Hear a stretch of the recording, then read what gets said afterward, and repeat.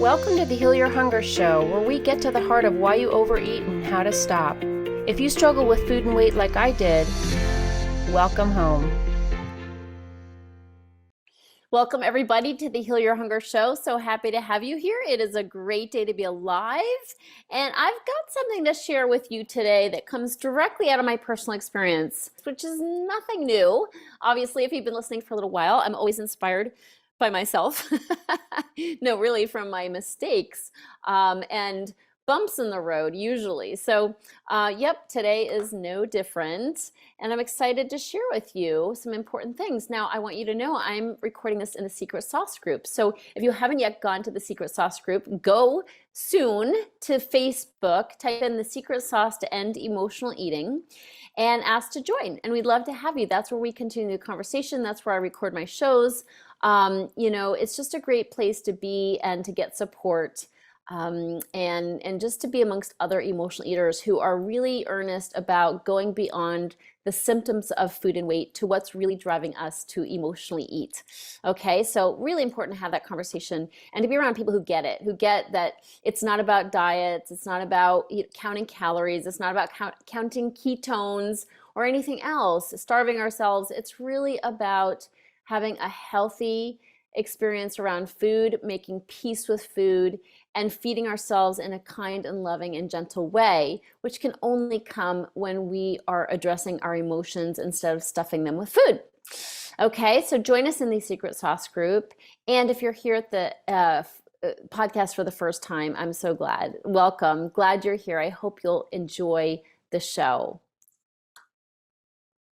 Hey friends, hello, hello. I hope you're having a great weekend so far. I am popping in here with a topic that I think is going to be very important. If you've read my book, if you've been through my program, if you're currently a client, or if you're just stumbling into the Secret Sauce group for the first time and you feel like you need a change, a big change, one that doesn't involve going on yet another diet. It's really about getting down into the underlying causes and healing those. Now, the topic I want to talk about today is self-care, because guess what? Lack of self-care often is an underlying cause of our emotional eating. Stress, more specifically, is a cause of emotional eating. Okay, stress eating, emotional eating, that is a big part of why we eat, is we're just stressed out.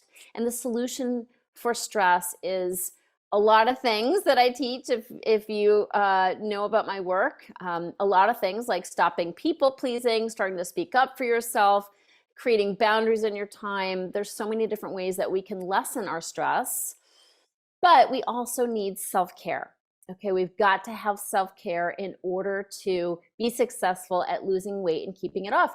If you just go on a diet and you take away all your favorite foods, aka stress relievers, and you keep going at the same pace and you aren't making changes in your life, guess what? You're going to go back to that food. You got to have it. You got to have something to alleviate that stress. So if you want to have success in weight loss, you're going to have to address your stress and you're going to have to implement self-care tools. Now, if that's something you've started to do, congratulations. I'm so glad. But here's the deal. It's hard to keep it up, isn't it? It's hard to keep it up, perhaps whether it's meditation or a healthy exercise plan or eating clean. It's hard to keep that up without a strong community reminding you and backing you up. That's why we're here in the Secret Sauce group. That's why my clients are part of the HYH community, where they're literally cheering each other on and sharing about the self-care that they're implementing. And on our calls together, we do a lot of reviewing what self-care habits we are implementing, how it's going, how we can improve on it. But here's the thing. This is a fluid situation where self-care can come and go, even with the best of support. Okay, even with the best of support. And I'm guilty of this too. So I'm sharing this topic today straight out of my own experience. Why? Because I've gotten a little lax lately on my own self-care. Now, I still do several of the self-care secrets, but I was slacking. I was slacking, and also I was not spending enough time with myself and my divine spirit. Okay, I wasn't spending enough time going within and really connecting, making conscious contact with my divine spirit. So guess what? I started to get a little cranky. I started to not feel as good. And I thought to myself, I don't like how I feel. Now, thankfully, I wasn't overeating, but if I wasn't feeling good for long enough, that would be next. You know, we eat to make ourselves feel better. So we got to evaluate, why don't we feel good in the first place? And oftentimes it's lack of self-care. So even though I was doing a lot of self-care, I never let go of my meditation practice, my prayer practice, but some other things I was slacking on. I had to take an honest look at that. And what it prompted me to do is write out 10 signs that you're slacking in self-care. Okay, 10 signs that you're slacking on self-care, because these are straight out of my own experience. Not all of them are things that happened to me, again, like the overeating, but you know, if we let ourselves go long enough and we add more and more stress to our lives, and we don't have that stress relief, that stress relief valve open, guess what? The food is next. The food is always next if we're not taking care of ourselves. So here, you ready for it? Here are 10 signs that you're lacking on your self-care. All right, the first one is that your mind is negative. You're just kind of negative, and you're seeing the glass is half empty instead of half full, and you don't have a good positive outlook. Okay, that's the first sign that you're lacking in self-care, because you're not rejuvenating yourself. You're not taking in positive information. You're not reading spiritual literature that uplifts you and gets you on the right thought plane. Friends, my mind goes negative automatically. As an emotional eater, I just skew negative unless I'm feeding my mind with positive affirmations, positive information, stories of triumph and healing, spiritual awakening. I have to feed my mind, literally feed my mind with positive information. That's why I don't watch TV and the news. I'll watch some good shows, you know, just to relax, but I don't watch the news. I don't need an influx of negativity. I have enough of my own. So the first one is that your mind is negative. Number two, you find yourself trash talking yourself or others. Oh boy. Okay. So recently, because I'd fallen off on some of my self-care practices, I noticed I was being super negative toward myself. I was having some mean thoughts. I became a mean girl towards myself, and that's a terrible thing, right? We don't need that. And I've healed from so much trash talk. I don't trash talk myself much, but I was starting to feel down on myself. I was starting to feel like I'm not doing anything right. You know, everybody's doing better than me, or, you know, or I'm never going to reach my goals, yada, yada. You know what it sounds like. Really important to notice what's going on in your mind. I was trash talking myself. Now, another symptom on the same line, still number two, is we trash talk other people. So that looks like gossiping, nitpicking other people, trying to feel superior to over other people, thinking they're not doing it right, being critical. Okay, so that can be one of the symptoms of trash talk as well. I didn't really go there, but I can. I sure can. With if I let enough of my self-care go, you know, people get the spillover of what we're doing to ourselves. Okay, so if you're trash talking yourself long enough, you're going to be trash talking somebody else. You're going to be nitpicking somebody else if you've been nitpicking yourself. Okay, so watch for that. Number three is that you become easily irritated. Oh boy, this is something that comes up so easily when we're not taking care of ourselves, when we're going too fast, we've got too much on our plate, so to speak. When we're not taking time for self-care, you know, we're stressed. And when we're stressed, we've got a quick trigger, okay? So we've got a hair trigger. It's easy to snap at people. It's easy to be a little bit gruff, bitchy. You know what I'm talking about. We've all been there. It's a terrible feeling when we snap at our loved ones, or we're kind of like we have a tone with our loved ones. It's a terrible feeling. That comes from lack of self-care. Again, others get the spillover of what we're doing to ourselves. If you're not taking care of yourself, if you're running yourself ragged, you're going to have a short fuse, and it's going to come out on other people. Okay, so that irritation that you feel, that kind of tightness, that tenseness that you feel around people, like everybody, I used to say all the time, like, that person bugs me. This person bugs me. It was always my thing, or that person bugs me. Well, that really meant I was easily irritated by everybody because I had no self-care in my life. I wasn't taking time for myself. I wasn't loving myself, and everybody got on my nerves. Okay, number 4, you're obsessed with food. Hello. As emotional eaters, it's always going to show up in the food. If we're not spiritually on the beam, right? If we're not feeling connected with God, if we're not taking time with ourselves, for ourselves, and we're not like chilling, okay? If we're not chilling out in some way, guess what? We're going to be turning to food as an escape.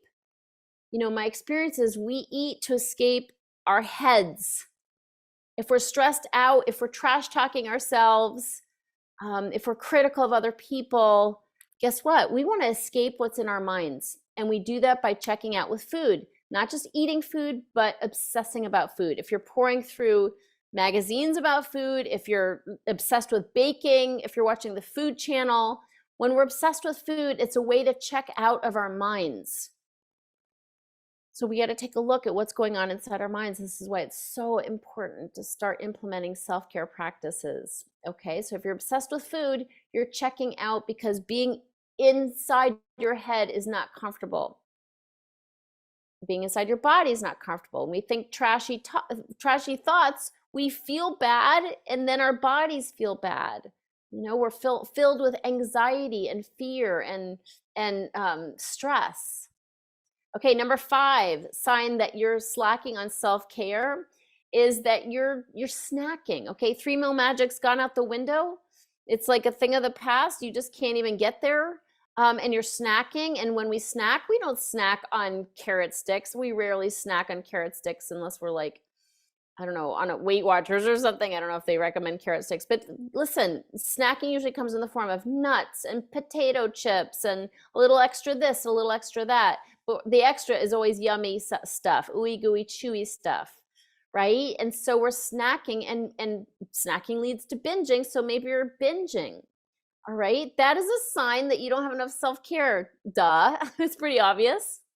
But really, so much of our eating, grabbing for extra food, comes from just going too fast. As overeaters, we're overdoers. So you're going too fast. You're running at breakneck speed, trying to run away from yourself, right? That we're really good at that. But when we do that, we run straight into the food. Number 6, sign that you're slacking on self-care, not snacking on self-care, slacking on self-care. Number 6 is your weight's not going anywhere. You're at a weight plateau, or you're gaining weight. Okay, if you're complaining about your weight or you haven't lost weight, take a look, right? How's your self-care? Are you doing your self-care secrets? How diligent are you about getting self-care scheduled on your calendar? Are you waking up each day and starting your day with self-care? Are you taking a break at the end of the day before dinner for some meditation and quiet time? If you're not, well, of course, you're not going to lose weight. Friends, you can't lose weight in a vacuum, and you can't do it through willpower. We've proven that, haven't we? So you have to replace the food with self-care. Self-care is what we start to lean on. That's the new way is having healthy tools you can lean on that will alleviate your stress, help you feel calm and emotionally balanced, and that's self-care. When I talk about self-care, our culture thinks that self-care is going to the spa or getting your nails done. That is not, that's nice, but that's not the self-care I'm talking about. Just to be clear, I'm talking about the self-care secrets: meditation, prayer, doing spiritual readings, writing, journaling, walking and talking, having a way to process your emotions, by being seen and being heard. These are I call them the 6 self-care success secrets. Those are what are going to move the needle in terms of your relationship with food. Okay, so guess what? If your weight is not going anywhere, you need more self-care. That's it. You just need more self-care. Number 7, You're not able to access your joy. So this was happening to me. This is one of the signs for me this past week. I got sick. Got totally off my game by being sick. I still did a lot of self-care, but I was also alone, isolating. My partner was at work and I was at home, unable to do anything. Plus my computer died, which made it even worse. And so basically, I just got kind of down and negative. And then when you have a negative mindset, and you start getting down on yourself, you start dogging yourself, you don't feel joyful. I'm one of the happiest people I know when I'm on my self-care game. And friends, my self-care they're not mechanical things I check off a list. The reason why I do self-care is not only to lessen my stress, but to connect with my divine spirit, higher power, God, Holy Spirit, Jesus, Yahweh, whatever you want to call it, sweet spirit, whatever that beautiful, juicy, inexhaustible resource of love and joy is. We all have it inside of us. Whatever you call it, my experience is the more we slow down, the more we take time for ourselves in self-care, in stillness, the more we can access divine spirit, that spark of divinity within us. But we got to slow down. And that's why self-care is so important. It's not just to lower our stress, it's to help us get more spiritually connected. That's where my happy comes from. Okay, so when I wasn't doing as much self-care, I was losing my happy. And I don't like that. I want to be happy. I love being happy. My clients benefit greatly from my happy, and I don't like how I feel if I'm not happy. So that was a big sign that I was slacking on self-care, and I've had to tune it up. I've had to make changes in my day and get more intentional about my self-care plan. Okay, so if you've lost your happy, if you're not able to feel joyful, if you don't laugh much, if you're just going through the motions, you're muddling through your day, guess what? It's time for more self-care. You got to access that beautiful spirit within you. You can't do it when you're on the run. Okay. Number 8. Okay. The number 8 sign that you're slacking on self-care is that you complain. You've become a complainer. Everything sucks. Nothing's going my way.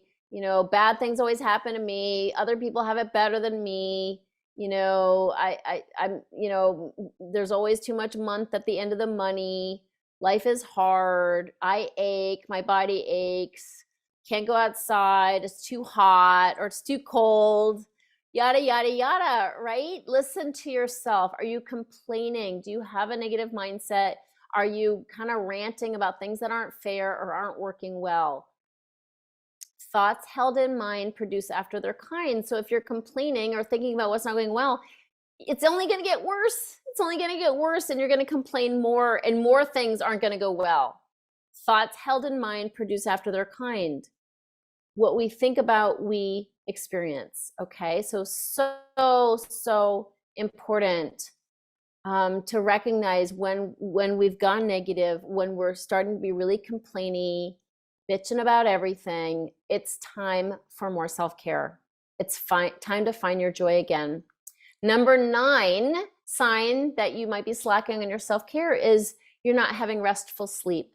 You might be sleeping, or you might be sleeping a lot because you just want to check out, but your sleep isn't restful. It's not deep.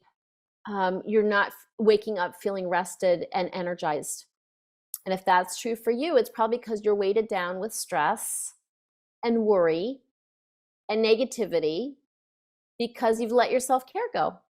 Okay, so ask yourself, could it be that I don't need a sleeping pill? I need more self-care. Chances are the answer is yes. Okay, number 10, dun, dun, dun, dun.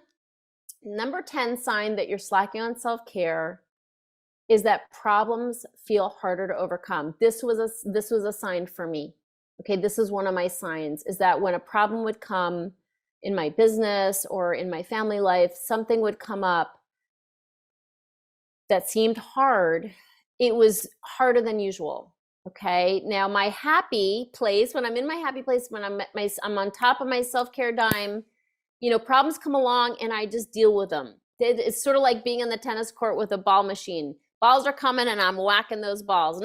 It comes, I whack it. I just keep whacking those balls.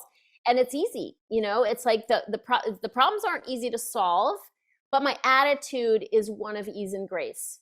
When I'm on my self-care dime, that's how problems are for me. When I'm not on my self-care dime, problems feel heavy and hard, and I start feeling like this is too hard. I can't do it. I go back to my mantra as a kid. Okay, as a kid, I just felt like I can't do it. I was convinced I couldn't go on to 5th grade. I left 4th grade, and I'm like, I can't do it. Can't go to 5th grade. Everything seemed hard to me. And by the grace of God, it's not been that way for a long time, except when I'm off my self-care dime. And then problems start to feel hard, and I start to feel afraid of making that phone call or dealing with that issue, and everything's hard, and I'm in despair. Okay, so I get there, but generally, if I am doing my self-care, I am pretty happy most of the time. I still have feelings, and I deal with the feelings, but it's when I'm not on my self-care dime, when I'm not doing everything diligently, all my self-care secrets, 3-meal magic, processing my emotions responsibly. When I'm not doing those things, all of a sudden problems feel hard to overcome. So, do you relate to any of this? Please put it in the chat. I love to hear in the comments. I'm going to go over again 10 signs that you're slacking on self-care, and there's no particular order to these. Okay, they all might apply to you, or only a few might apply to you. Some, for me, it was a few of these, but that's enough for me to pay attention and be like, you know what, I got to make some changes. Okay, I got to get back on my self-care dime. So the 10 signs are: 1, your mind is negative. 2, you trash talk yourself or others. 3, you're easily irritated. You're getting a little bitchy. Okay. 4, you're obsessed with food and baking and going out to dinner. It's like all about the food. 5, you're snacking or binging and in denial about it. 6, you're at a weight plateau or you're gaining weight. 7, you're not able to access your joy. Like you don't laugh enough, or you just don't find anything funny. Everything's pretty miserable. 8, you complain, okay, or you complain more. 9, you're not getting restful sleep or enough sleep. And 10, problems seem harder to overcome. Everything seems harder. Everything is a slog to get through. If any of these things are happening for you, guess what? Even one of them, up your self-care. Okay, but obviously if a lot of these things are true for you, it's time for a self-care plan. Now, this is a big part of what my clients learn. They learn a whole self-care practice. They start first thing in the morning. They have a morning routine, and they get really good at it. Because self-care is the hardest thing for us to have in our life because we don't feel worthy of taking the time for ourselves. We think, oh, it's selfish. Self-care is selfish. No, self-care is not selfish. It is not selfish. But if you're not taking care of yourself, it's hard. Life is just hard. Life is hard. So it's time for more self-care, and it's easier to do in community when other people are doing it around you, when you're constantly being reminded, when you're getting support and tips and people are helping you and showing you how you can implement more self-care in your life. That makes it much easier. If you want to be a part of a community that's becoming self-care ninjas, my clients in Heal Your Hunger are doing exactly that. They're becoming self-care ninjas, and it's changing their lives. Okay, so I want that for you. Feel free to reach out. Let's have a conversation. Go to healyourhunger.com to have a complimentary breakthrough session. But the most important message for today is stop slacking in self-care. Up your self-care, and you'll up your happiness and your effectiveness and your experience with food. Okay, I love you. Thanks for listening. Mwah. Enjoy the rest of your day. Take care. If you enjoyed this podcast and want to get free support, insider health info, exclusive invites to events, and more, visit healyourhunger.com.